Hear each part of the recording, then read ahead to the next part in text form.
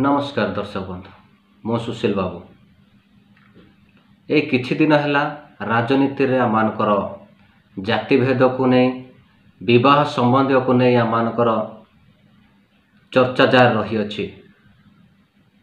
जेते जन को मध्य टिकट मिले सेमानक विरुद्ध रे विक्षोभ प्रदर्शन जारी रही अछि। अशांति वातावरण जारी रही प्रत्येक जगार आमानकर भारत वर्ष होछि पृथ्वी सर्वबृहत गणतंत्र राष्ट्र। सबु धर्म सबु जाति सबु वर्णर लोक ए स्थान बास करती। परस्पर को संविधान को आमाने सम्मान दे आमानकर देश परिचालित होछि। पुणी सबु जाति को सम्मान दे एक मनोभाव भाईचारा सृष्टि करी आज पर्यंत स्वाधीन भारतर 75 वर्ष हेलाणी उत्तम भाव रे सुसंपर्क स्थापन कर वर्तमान सुधा जारी रही अछि। विशेष आज विषय होछि आमानकर आदिवासी जहाँकि एसटी बोली कहते शेड्यूल ट्राइब जाति पुणी आमानकर राजनैतिक मध्य एक विवृति वातावरण सृष्टि होइछि। आमानकर संविधान को आमाने केते जन जानि नाहु। संविधान विषय रे आमाने उपलब्धि नहु। जाति आमाने पाइछु ठीक अछि किंतु संविधान को आमानको सम्मान देबा होछि आमानकर कर्तव्य। आमानकर आदिवासी मान्यता संविधान रे किंबा संविधान रे समान भाव रे व्यवस्था उल्लेख करा जाइछि। आमानकर धारा 342 1950 मसीहा धारा 342 1950 मसीहा आदिवासी मान्यता दिया है संपूर्ण भाव रे। पुणी संपूर्ण भाव रे समान व्यवस्था पाइबा निमंते उल्लेख करा जाइछि। एवं धारा 341 रे अनुसूचित जाति भाव रे राष्ट्रपति को एक राज्य किंबा यूनियन भाव रे घोषणा करिया को अनुमति मध्य दिया है राष्ट्रपति को। धारा 342 रे समान व्यवस्था उल्लेख करा जाइछि। पुणी आदिवासी मान्यता दिया है। पुणी धारा 341 रे जने अनुसूचित जातिर लोकन को राष्ट्रपति से राज्य किंबा यूनियन भाव रे ताको घोषणा करि पारे बोले अनुमति दिया है। मो ये समस्त विषय कौन पाई आपण मानू कहबा को चाहूछि मो परवर्ती समय में आपण मानू जणाई देबी। एसटी एससी एक्ट कौन एसटी पुणी एससी एक्ट कौन सेप्टेम्बर 11 तारिख 1989 मसीह एससी एसटी एक्ट लागू है आम भारत वर्ष रे। से एससी एसटी एक्ट कौन आम प्रायतः शिक्षागत आम योग्य अटू शिक्षागत योग्यता रही आम प्रत्येक प्राय जानू केचन तो आम जानी ना। अनुसूचित जाति और जनजाति को अत्याचार हेउथिबारु 1989 मसीह आसीथिला एससी एसटी एक्ट बा अधिनियम जे कि आम अनुसूचित जाति पुणी जनजाति आम अच्छु पछुआ वर्ग यही लोक मान को भारत वर्ष रे अत्याचार होउतिला। जाति विरुद्ध रे अछुआ छुआ ये समस्त विषय थिला सेमान को हीन दृष्टि देखा जाउतिला। सेमाने समाज रे किछि मध्य करि पार नथिले। तेणु भारत सरकार द्वारा 1989 मसीह एससी एसटी एक्ट लागू करागला।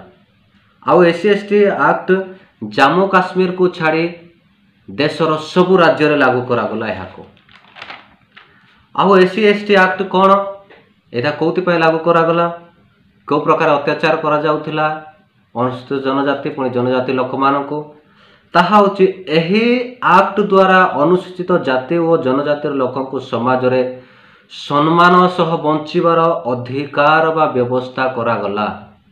सेमानक प्रति जो नीच जाति छोट जाति पछुआ वर्ग छुआ अछुआ बाछंद करा जाउतिला सेमानक समाज रे बाछंद करा जाउतिला। पानी सेमाने छुईले अन्य माने व्यवहार करुनथिले।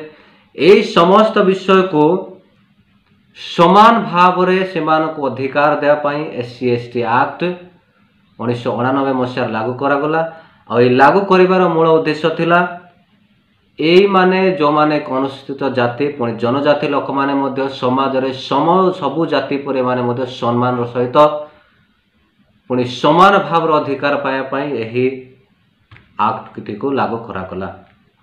यही SC/ST एक्ट अनुसार यही विरुद्ध रे किए जदि आमानकर जाति ना रे आमान को घृणा कला, आदिवासी लोक हो कि आमानकर SC कास्टर हो, से जाति को धरी किए जाति विरुद्ध रे घृणा कला, से जाति विरुद्ध जति कपट कला, हिंसा कला, छे छे थो थो कला, ताहेले से मानक विरुद्ध रे अभियोग हेले प्रथमे FIR हबो, फास्ट इनफॉरमेशन रिपोर्ट थाना रे दिया हबो, तापर बिना तदंतरे से जहाँ विरुद्ध रे अभियोग होइतिबो ताको गिरफ करिवार नियम लागू करागला SC/ST एक्ट माध्यम रे। बिना तदंतरे खाली FIR हबो, पुणी बिना तदंतरे जहाँ नारे अभियोग होइछि ताको गिरफ कराजिवो। आउ एही आईन अनुसार अभियुक्त निमंते जामीन मध्य नथिला। एही जो SC/ST एक्ट नियम लागू हैला, ए एक्ट अनुसार जाति विरुद्ध यदि कौन लोक तुच्छ ज्ञान करे, हीन दृष्टि देखे, ता विरुद्ध जदि SC/ST लोकटा यदि अभियोग करे ताहेले ताको बिना तदंतरे गिरफ कराजिवो, पुणी तापाई जामीन मध्य नथिला। आहु एई 1989 मसीहारू एई एक्ट SC/ST एक्ट लागू हे चली। लोक माने कौन कले, SC पुणी ST वर्गर लोक माने से माने मिथ्या अभियोग रे लोक मानक फसैया को आरंभ कले। नहीं अमक लोक मत जाति विरुद्ध रे ये कला सी कला, ता नारे से केस पास करदेले। आउ एहा को सुप्रीम कोर्ट देखिला, दिनक दिन मिछ अभियोग बढ़िबार चलछि। लोक माने बिना दोष रे से माने ए एक्ट द्वारा से माने फसी जाउछंती, जामीन मध्य नाही। तेणु मार्च 20 तारिख 2018 मसीह सुप्रीम कोर्ट यही दिनक दिन मिछ अभियोग होउथिबार बढ़िथिबार देखि SC/ST prevention of atrocity act उपर लॉक लगाया पाई संशोधन आनिथिले। SC/ST जोटा कि एक्ट थिला ता प्रिवेंशन ऑफ एट्रोसिटी एक्ट उपरे रॉक लगाया पाई सुप्रीम कोर्ट संशोधन नियम आनिथिला मार्च 20 तारिख 2018 मसीह। सुप्रीम कोर्ट जेतेबेले संशोधन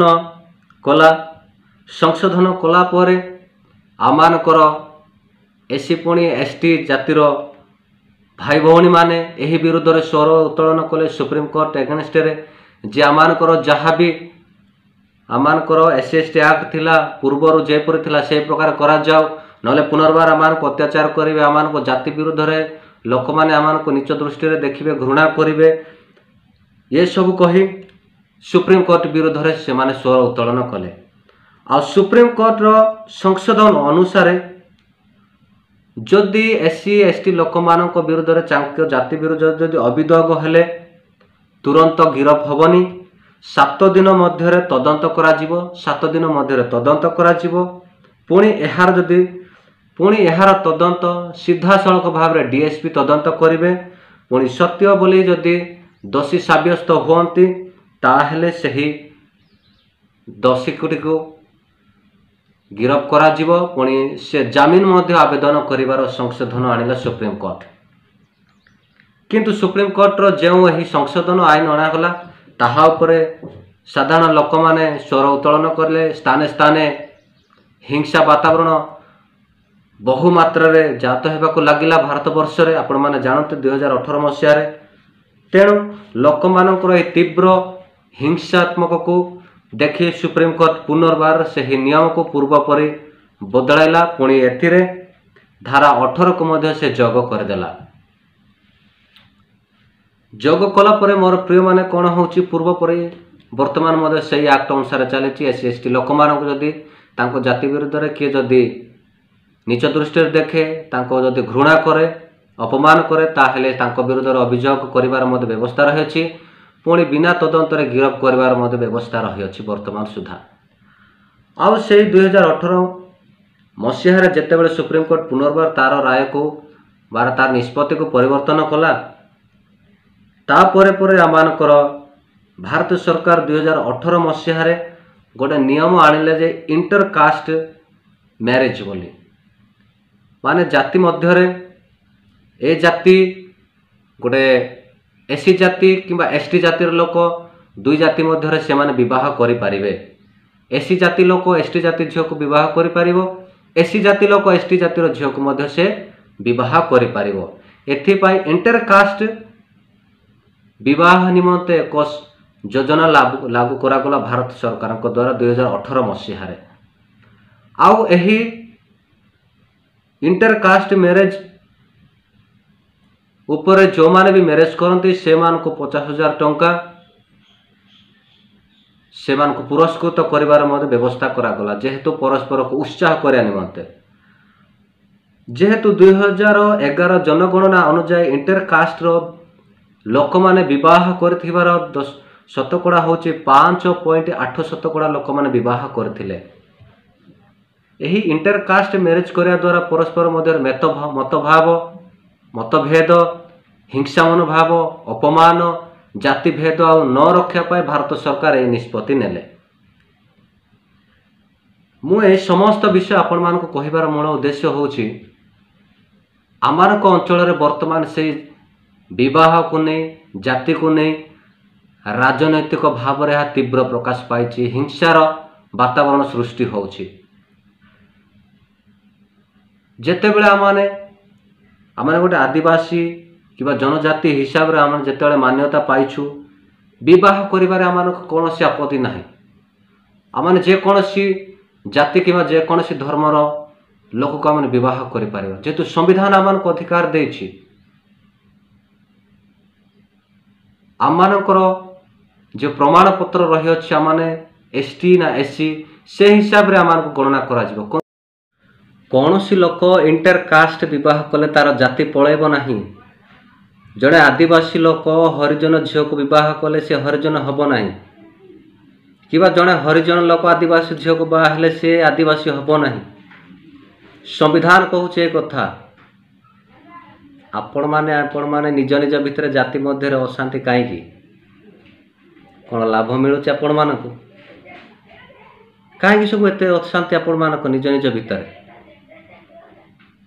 जहाँ को भी दल टिकट देछि पार्टी हिसाब से आपड़ जदि अच्छा स्वच्छता भाव में काम करूँ कहीं हैरान पकाइवाई पछर लड़ी सी अमक जाति ये जाति को बाहर झील ताकू गला ये जाति कौन मिल आज्ञा आपण मानक भितर जदि आप दल कंदल करेंगे आपण मानक भितर जदि आपणकर गुप्त कथा अन्य दल मानक आगे प्रकाश करेंगे कौन लाभ।